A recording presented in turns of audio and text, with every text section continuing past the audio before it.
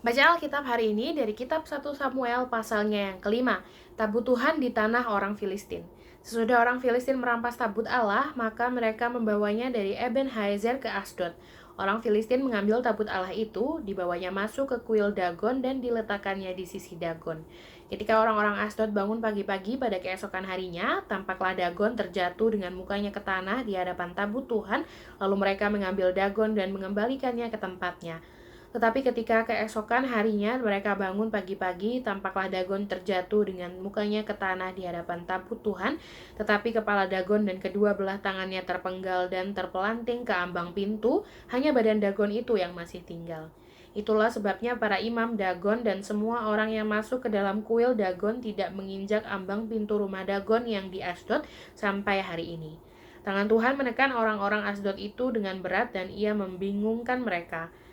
Ia menghajar mereka dengan borok-borok, baik Asdod maupun daerahnya.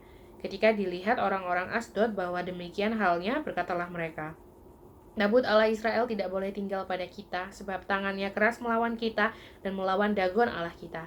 Sebab itu mereka memanggil berkumpul kepadanya semua raja kota orang Filistin dan berkata, apakah yang akan kita lakukan dengan tabut Allah Israel itu? Lalu kata mereka, tabut Allah Israel harus dipindahkan ke Gad. Jadi mereka memindahkan tabut Allah Israel itu ke sana. Tetapi setelah mereka memindahkannya, maka tangan Tuhan mendatangkan kegemparan yang sangat besar atas kota itu. Ia menghajar orang-orang kota itu, anak-anaknya dan orang dewasa, sehingga timbul borok-borok pada mereka. Lalu mereka mengantarkan tabut Allah itu ke Ekron, tetapi sesampai tabut Allah itu di Ekron, berteriaklah orang Ekron itu demikian. Mereka memindahkan tabut Allah Israel itu kepada kita untuk mematikan kita dan bangsa kita. Sebab itu mereka memanggil berkumpul semua raja kota orang Filistin itu dan berkata, antarkanlah tabut Allah Israel itu, biarlah itu kembali ke tempatnya, supaya jangan dimatikannya kita dan bangsa kita. Sebab di seluruh kota itu ada kegemparan maut.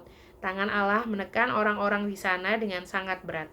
Orang-orang yang tidak mati dihajar dengan borok-borok sehingga teriakan kota itu naik ke langit.